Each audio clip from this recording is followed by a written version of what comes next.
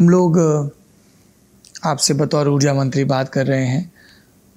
एक दौर था जब ग्रिड फेल हुई थी, 2011-12 की बात है ये। 12 में? हाँ, बुरा हाल हुआ था। मतलब इट इज़ वेरी शेमफुल कि एक तरफ हम क्लेम कर रहे हैं कि हम अब डेवलपिंग नेशन के टैग से आगे बढ़ना चाहते हैं और हम ये तो अफ्रीकन कंट्री के बात हो गई। बिल्कुल।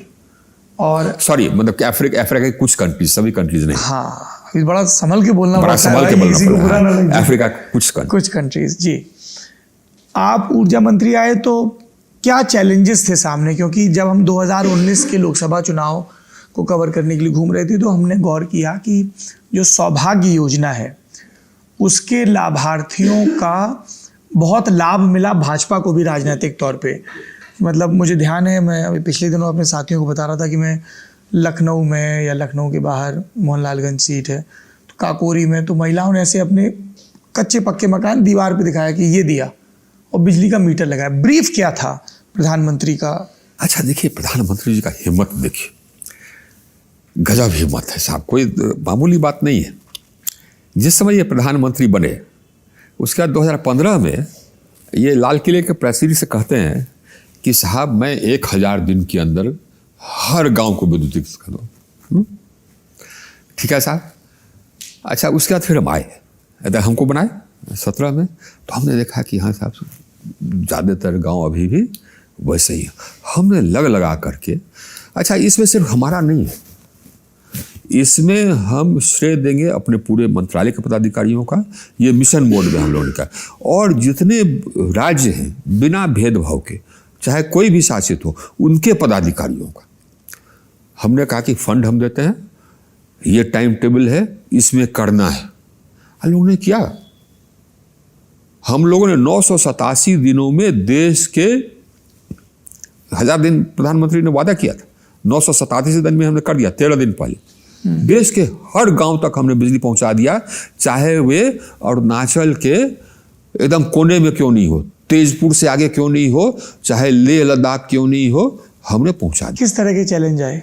चैलेंज आए ट्रेन, इक्विपमेंट, क्योंकि उतना मैन्युफैक्चरिंग कैपेसिटी, ये सामान पहुंचाना, कहीं हेलीकॉप्टर से पहुंचाना पड़ा, कहीं हेडलोड से पहुंचाना पड़ा पहाड़ों पर, और ये कहीं पर खच्चर पर पहुंचाना पड़ा। इतने ही, और कुछ नहीं।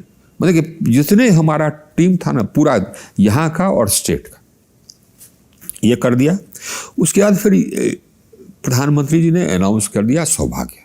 उन्होंने कहा कि साहब हम हर घर तक बिजली पहुंचाएंगे।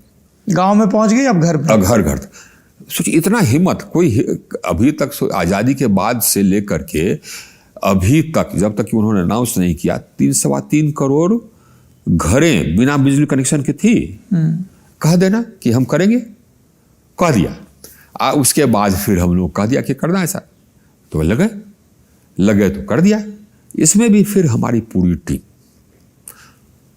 ये हम लोगों ने, मतलब कि हमको नहीं लगता है कि करीब 20-21 महीना से ज़्यादा लगा। प्रधानमंत्री बीच बीच में बुला के सख्त रिव्यू भी करते थे। प्रधानमंत्री के तो रेगुलरली उनका जो सेक्रेटरीट है ना, रेगुलरली वो मॉनिटरिंग करके उनको फीड करते रहता है, तो उनकी नब्ज पर पकड़ रहती है। हाँ, तो हम लोगों ने कर दिया साफ, एक एक घर। उसके बाद फिर हमने कहा, सबसे सर्टिफिकेट लिखा के लिया सभी राज्यों से, कि हमने कहा कि ये प्रिंसिपल सेक्रेटरी एनर्जी सर्टिफिकेट देंगे कि हमारा कोई घर छूटा नहीं, सर्टिफिकेट दिया साहब। उसके बाद फिर कुछ समय के बाद फिर आया कि नहीं, कोई राज्य ने कहा कि हमारा इतना लाख घर सो गया, कोई इतना घर। हमने कोई बात नहीं, ले लो फंड, करो। क्यों प्रधानमंत्री कहा था कि किसी घर को छोड़ना नहीं है, वो किया। उसके बाद फिर हमने सर्टिफिकेट लिया। फिर कुछ घर छूट गए, स्टेट ने कहा कर लो, फिर सर्टिफिकेट लिया। ये उसके, तो ये तो एक चैलेंज था, एक्सेस। इंटरनेशनल एनर्जी एजेंसी ने इसको कहा, इंटरनेशनल एनर्जी एजेंसी ने, कि this was the largest and the fastest expansion of access in the history of electricity. एक तो ये हो गया चैलेंज। दूसरा था हमारा, एक ये चैलेंज था। दूसरा चैलेंज था कि उस समय इसकी हालत ऐसी थी कि करीब 50-60 हज़ार मेगावाट हमारा सिक बे में था, स्ट्रेस्ड एसेट्स थे, NCLT में थे। सोचिए हमारी टोटल एस्टैब्लिश कैपेसिटी थी 1,40,000, मतलब नहीं, टोटल एस्टैब्लिश हमारा पीक डिमांड था 1,35,000 1,40,000 2014-15, और उसमें लोड शेडिंग होती थी 1,40,000-45,000, ये हालत थी। जनरेशन कंपनीज का बकाया था करीब करीब 1,40,000 1,50,000। तो पूरा एकदम वाइबिलिटी खत्म, यानी कि डिस्ट्रीब्यूशन कंपनियां बिजली अगर ले ली जनरेशन कंपनी से तो उसका भुगतान नहीं कर पाती थी। 1,40,000 1,50,000 बकाया था। अगर आपने बिजली सप्लाई कर दी तो आपको 6 महीना साल भर से पहले भुगतान होगा नहीं, वो भी बिट्स एंड पीसेज में होगा, वो भी कहीं कहीं भ्रष्टाचार है तो वहाँ पैसा दे करके होगा। ये हालत थी। तो कैसे चलेगा, ये हालत थी। उसको हमने अब क्या किया, एक तो हमने कहा, हमने सबसे पहले तो कैपेसिटी एडिशन, उसमें रिन्यूएबल एनर्जी कैपेसिटी एडिशन, क्योंकि फास्टर हो सकता था। बाकी जो अंडर कंस्ट्रक्शन प्लांट्स थे उसको जल्दी करना। कुल मिला करके हमको लगता है कि करीब करीब 2 लाख मेगावाट हमने जोड़ा है रिन्यूएबल, ये कन्वेंशनल मिला करके। हाइड्रो एकदम मरा पड़ा था, उसको हमने जिंदा किया। हाइड्रो एकदम बंद था, ये सुबानश्री बंद, करीब 1-2 प्रोजेक्ट थे वो भी कहीं पर ये ड्रिलिंग मशीन अटक गया, बंद। निर्माणाधीन कुछ नहीं, 1,000-2,000 मेगावाट। आज निर्माणाधीन है करीब 14,000 मेगावाट। और ये हाइड्रो का हमारा इंस्टॉलेश कैपेसिटी हो गया है करीब करीब 47,000-48,000 मेगावाट। 14,000 मेगावाट हमारा अंडर कंस्ट्रक्शन है, करीब 14-15,000 मेगावाट हमारा ये है। हमने अभी हमारा थर्मल अंडर कंस्ट्रक्शन अभी भी है करीब 26,000 मेगावाट। 80,000 मेगावाट और हम प्रारंभ कर रहे हैं। हमने रिन्यूएबल एनर्जी कैपेसिटी जोड़ दिया है करीब 1,90,000 मेगावाट। 1,03,000 मेगावाट मेरा निर्माणाधीन है, 72,000 मेगावाट अंडर बिड है। ये हमने कर कैपेसिटी जोड़ा, धुआंधार। ट्रांसमिशन लाइन्स बनाए धुआंधार, करीब करीब 1,90,000 सर्किट किलोमीटर हमने ट्रांसमिशन लाइन्स बनाए, ताकि पहले देश के एक कोने से दूसरे कोने तक 2015 में आप 35,000 मेगावाट ट्रांसफर कर सकते थे। आज आप 1,17,000 मेगावाट देश के एक कोने से दूसरे कोने तक आप ट्रांसफर कर सकते हैं, ये विदाउट एनी कंजेशन।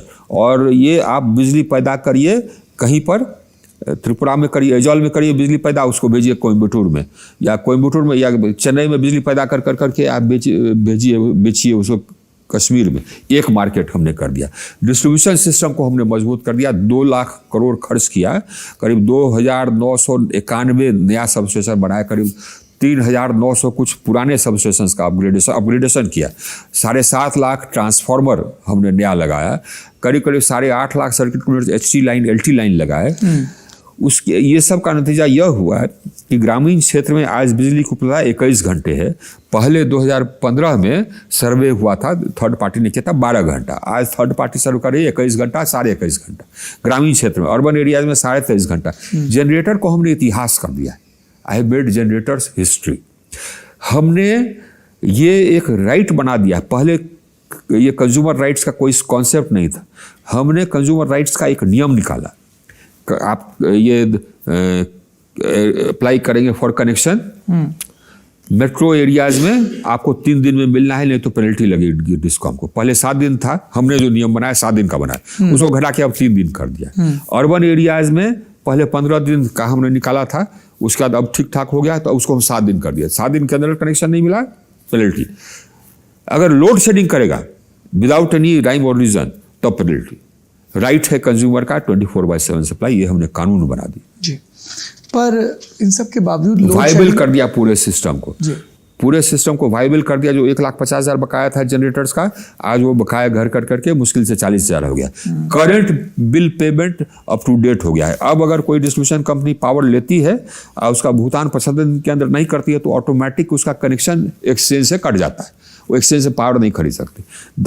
30 दिन और डिले करेगा तो उसका लॉन्ग टर्म एक्सेस का है वो 10% कम हो जाएगा, और हर महीने 10% कम होगा। तो करंट बिल्स हमारा टोटली अप टू डेट।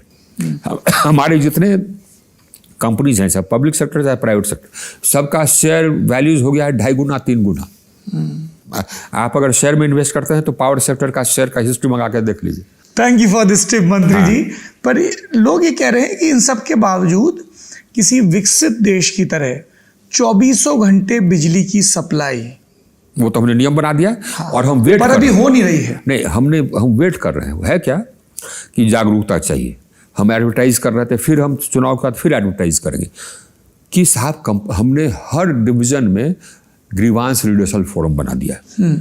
अगर लोड शेडिंग होता है तो तुम ग्रीवांस डालो, हमको कॉपी भेजो, पेनल्टी लगना है। अगर वो ग्रीवांस रिड्यूसल फोरम पेनल्टी नहीं लगाती है तो हम यहाँ से लगा देंगे। हम यहाँ भी एक मॉनिटरिंग टीम बना दी है कि कहीं लोड शेडिंग होता है ना जी, तो तुम चेक करो कि क्यों हुआ। अगर टेक्निकल फॉल्ट हुआ मान लिया, ठीक बात, लेकिन अगर जानबूझ के हुआ तो एकदम यहीं से पेनल्टी लगा दो। ये हम कर रहे हैं। पहले कभी कोई सोचता था, इतनी हिम्मत करता था कि हम लोड शेडिंग का पेनल्टी लगाएंगे? पहले तो लोड शेडिंग एकदम मैटर ऑफ राइट ये था, रूटीन। क्या हमने बदलाव कर दिया अभी? और आपको क्या लगता है बिजली के उतना ही नहीं किया हमने, किस तरह के सुधार अभी? नहीं, उतना ही नहीं किया हमने। इसके बाद ये देखिए कि अभी है जमाना एनर्जी ट्रांजिशन का। लोग कहते हैं कि क्लाइमेट क्राइसिस है तो रिन्यूएबल एनर्जी कैपेसिटी बढ़नी चाहिए, फॉसिल फ्यूल कैपेसिटी कम होनी चाहिए। हम लोगों ने प्रॉमिस किया था इंटरनेशनल फोरम पर, कॉन्फ्रेंस ऑफ पार्टीज में 2015 में, कि 2030 तक हमारी कैपेसिटी, पावर जनरेशन कैपेसिटी का 40% रिन्यूएबल एनर्जी से होगा। उसको नॉन फॉसिल कहते हैं, फॉसिल जो कि धुआं नहीं छोड़ता। हमने ये टारगेट अचीव कर लिया 2021 में, 9 साल पहले। हमने कहा था कि अपनी एमिशंस इंटेंसिटी हम घटाएंगे 33% 2030 तक, वो हमने 2019 में अचीव कर लिया। आज मेरा एस्टैब्लिश कैपेसिटी रिन्यूएबल एनर्जी का कितना है? 44% है। हम दुनिया में सबसे तेज गति से रिन्यूएबल एनर्जी स्थापित करने वाले देशों में से एक हैं। दुनिया का जितना मेजर फंड है वो सब हमारे यहाँ इन्वेस्टेड है। हमने पिछले कुछ वर्षों में, मतलब पिछले 7-8 वर्षों में हमारे यहाँ निवेश आ चुका 17 लाख करोड़ का। 17 लाख करोड़ का निर्माणाधीन है। ये है। तो अब कोई ये डेवलप कंट्री हमसे बात नहीं कर सकता, क्योंकि उससे ज़्यादा तेज से हम रिन्यूएबल एनर्जी लगा रहे हैं और एनर्जी ट्रांजिशन कर रहे हैं।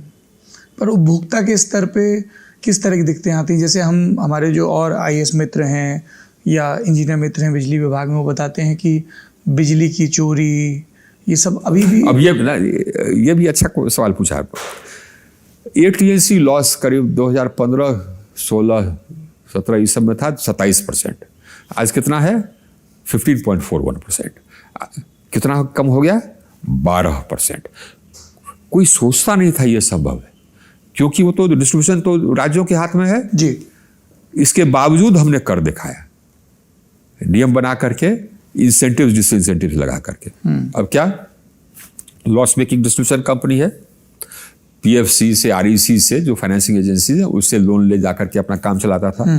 हमने क्या? Nothing doing. एक एडिशनल प्रूडेंशियल नॉर्म्स बनाया हमने कहा कि जो डिस्ट्रीब्यूशन कंपनी लॉस बना रही है उसको 1 नया पैसा लोन नहीं मिलेगा जब तक कि लॉस कम करने का वो एक योजना नहीं बनाती है, उस पर एक ये उसका कैलेंडर नहीं तय करती है, कौन सा कदम कब उठाएगी, राज्य सरकार का उस पर दस्तखत नहीं लेती है, यहाँ फाइल नहीं करती है, तब तक उसको लोन नहीं मिलेगा।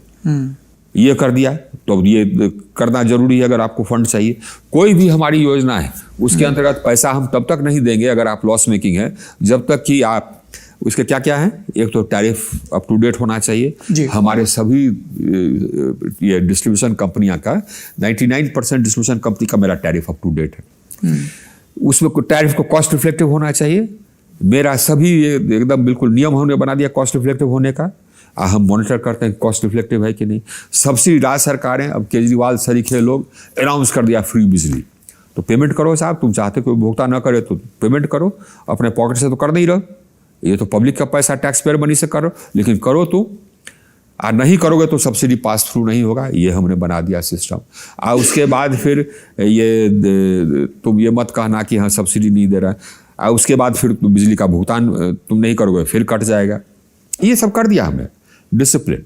अब कोई भी अगर हमारा जो फाइनेंसिंग ये है जो हम ग्रांट देते हैं कंडीशनल है, टैरिफ अप टू डेट होगा, सभी गवर्नमेंट डिपार्टमेंट्स अपना बिल पे कर चुके होंगे, सभी गवर्नमेंट डिपार्टमेंट्स को प्रीपेड पर लगाना है, सब्सिडी का पेमेंट अप टू डेट होना है, अप टू डेट है सब्सिडी पेमेंट, इसीलिए तो हमारा वाइबल होगा, इसीलिए तो।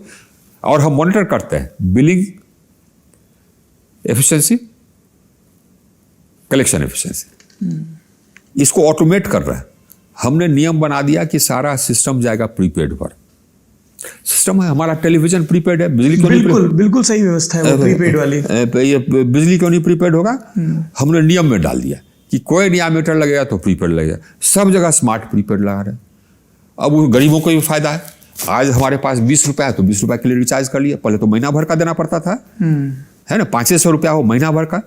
अब 100 रुपया है, 100 रुपया का रिचार्ज किए, फिर खत्म हुआ फिर रिचार्ज कर दिए 100 रुपया या 50 रुपये का। गरीब को फायदा, डिस्कॉम को फायदा, तुरंत पैसा मिल गया, झंझट से मुक्ति। क्योंकि अब नहीं पेमेंट कर रहा है तो डिस्कनेक्शन के लिए जाना नहीं है, ऑटोमेटिक डिस्कनेक्ट हो गया साहब। जैसे टीवी जैसे मोबाइल फोन का होता है ऑटोमेटिक, ये कर दिया हमने। तो एनर्जी अकाउंटिंग को हमने कंपलसरी कर दिया। पहले एनर्जी सोचिए, अब कोई गल्ला का व्यापारी है तो गल्ला का अकाउंट तो रखेगा। यहाँ पर बिजली के व्यापारी लोग थे, वो बिजली के एनर्जी का अकाउंट नहीं रखते थे, हमने कंपलसरी कर दिया। हमने ऑडिट सिस्टम कर दिया। अब ये क्लियर हो जाता है। अब उसके लिए मीटरिंग चाहिए, फीडर मीटरिंग चाहिए और ट्रांसफार्मर मीटरिंग चाहिए। फीडर मीटरिंग करीब मेरा 100% हो गया। ट्रांसफार्मर मीटरिंग का हमने ये बना दिया। अब फिर 50% है, उसको हम 100% करावेंगे।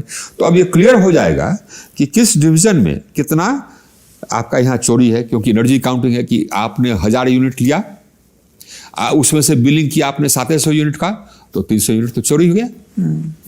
अगर उसमें आप 50 यूनिट मान लें सिस्टम लॉस, 250 यूनिट चोरी हुआ, तो आप जिम्मेवार हैं। डिवीजन एग्जीक्यूटिव जिम्मेवार है। जिस सेक्शन में चोरी हुआ उसका जेई जिम्मेवार है। अकाउंटेबिलिटी हो गई। तो एनर्जी अकाउंटिंग का नियम बना दिया, एनर्जी ऑडिट का नियम हमने बना दिया। पूरे व्यवस्था में हमने एकदम आमूल परिवर्तन लिया। ये जो व्यवस्था, जब ये आप रिफॉर्म्स कर रहे थे, राज्यों के लेवल पे कोई रेजिस्टेंस आए इम्प्लीमेंटेशन के लेवल पे? क्योंकि हम लोगों ने ये भी देखा है कि बिजली के थाने बन गए। अब गांव वालों पे एफआईआर हुई तो वो एक पॉलिटिकल मुद्दा बन जाता है। अरे साहब मुकदमेबाजी हो रही, धरपकड़ हो रही। कुछ नहीं, वो जानता है कि लगे। वो तो जिस समय की पहली बार हमने ये सिस्टम लगाया कि आप पेमेंट नहीं कीजिएगा तो कट जाएगा डिस्ट्रीब्यूशन कंपनी का कनेक्शन एक्सचेंज से, तो 13 डिस्ट्रीब्यूशन कंपनी 13 राज्यों का कनेक्शन कट गए एक्सचेंज से। फोन पर फोन मंत्रियों के, हमने कहा कुछ नहीं हम कर सकते, ये ऑटोमेटिक है, कोई नहीं कुछ। पैसा दो, बिजली ले जाओ। टैरिफ को लेके कुछ आता है, कई जगह कहा जाता है साहब महंगी बिजली, सस्ती बिजली। इसमें क्लियर कट है, इसमें क्लियर कट है कि साहब अगर बिजली पहुंचाने का कॉस्ट है 5.5 रुपये या 5 रुपये, तो ओवरऑल एवरेज 5 रुपया पर यूनिट रिलाइजेशन होना चाहिए। नहीं तो बिजली खरीदेगा कैसे? आइए हमने सिद्धांत डाल दिया।